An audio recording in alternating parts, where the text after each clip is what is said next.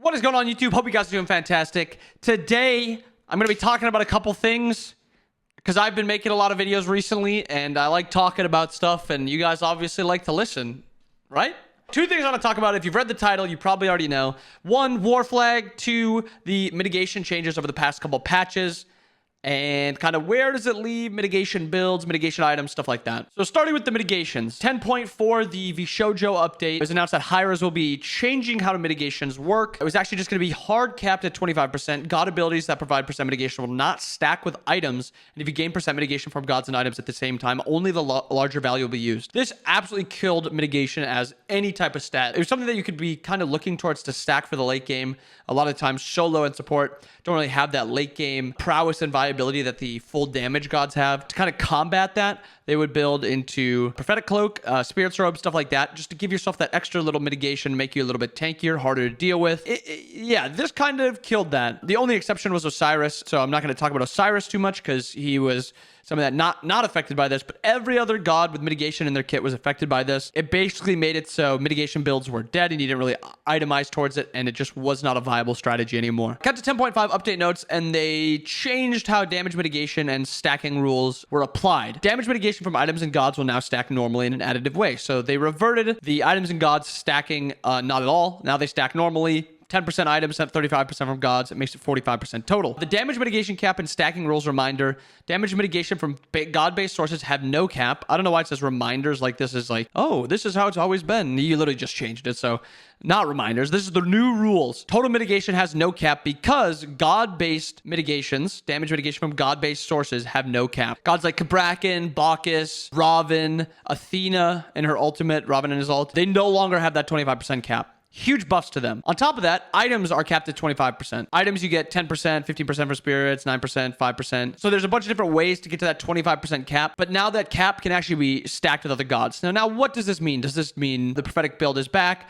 cloak is back, you want to stack mitigations as much as you can? Well, not really. This 25% cap is still very, very neutering for a lot of gods. That was a nice word to use in that sense. An old build that would look like before the changes to the patch would be Lonos Mask into Prophetic Cloak into Spirit's Robe, and then sometimes you'd have this Elixir of Defense. This is 15, 30%, 45% when you're CC'd, and then 55% when you're CC'd and you have the 3k pot. And this actually felt really good. It's not something where it's like, oh, I can build these items and still do a buttload of damage. No, this was basically just supports and solos that were just trying to harass the enemies as much as possible, CC and stuff like that. It made that build viable. It made it so something that you could just scale into the late game as a full tank. Currently, 25% is still a little low. I don't think it brings back these builds. I think the only thing you'll really see is Lona's Mask into Cloak, and then maybe you're still building Spirit's Robe, but you're just ignoring that you're overcapping mitigations. I just think it's a little weird now that they're adding this cap, when in reality, you could just make it so these items are just either a little bit lower, or there's less options for mitigation, or there's more options at just a lower top end, like the ceiling was a lot lower. Maybe make Lona's Mask like 12%.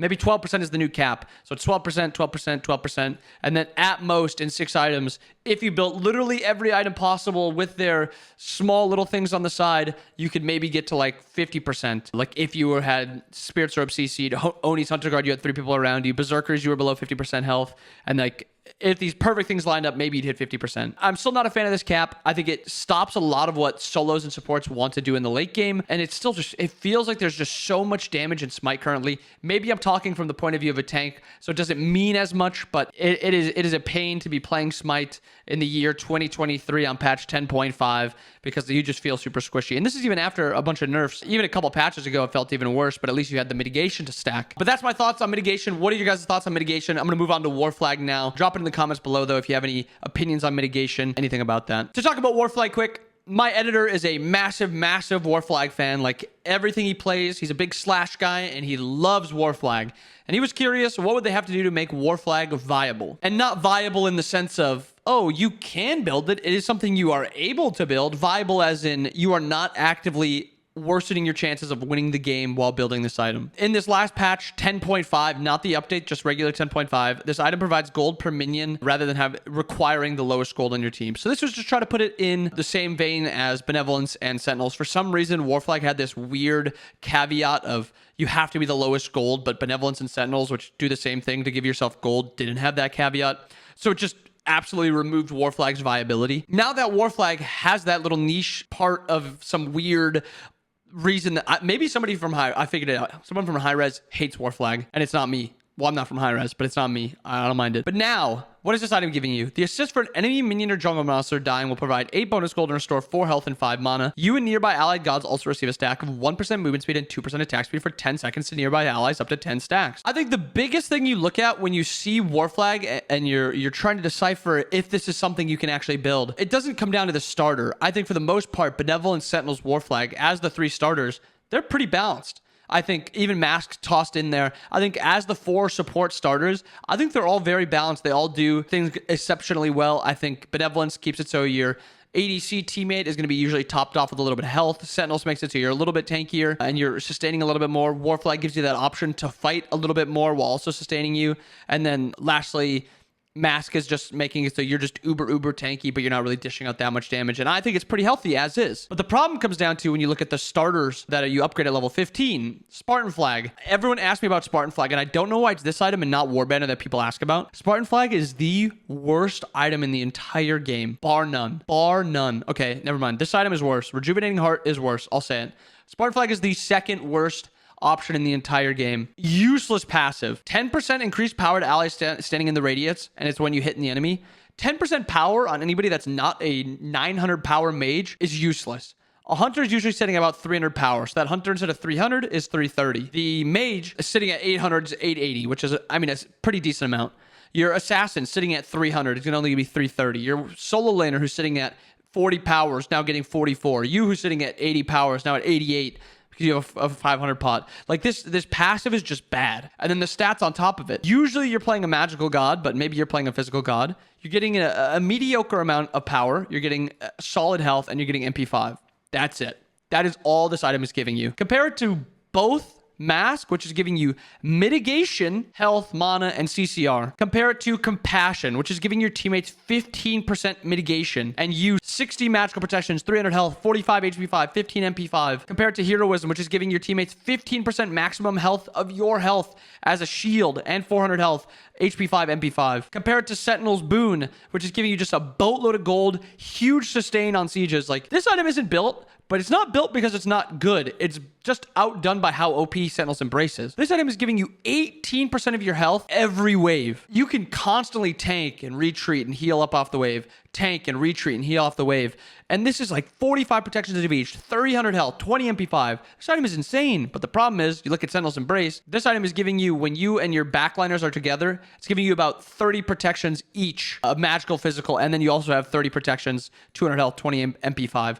Like, these items are just busted. And then you compare it to the Spartan Flag, and it's just, it should be illegal how done dirty Spartan Flag is. They could kick this up to 15 to 20%, 20% even, and it would still not be bought. It is just downright terrible. New stats, honestly, new passive or buff the passive, but these stats are first and foremost have got to go. War Banner, I think we can compare War Banner at somewhat a similar level as the other starters.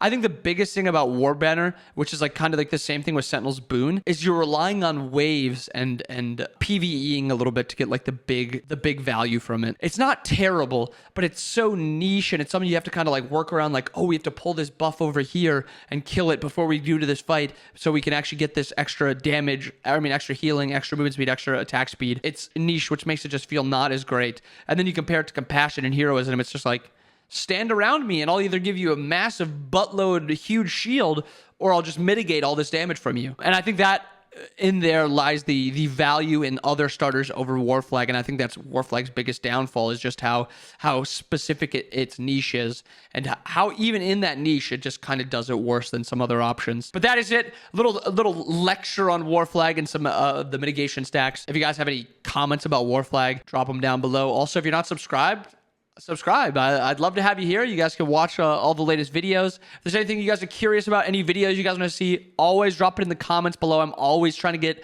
video ideas from stuff you guys want to see. So I hope you guys enjoyed the video. Hope you guys have a wonderful rest of your day. See you guys again next time. And Mario. Peace.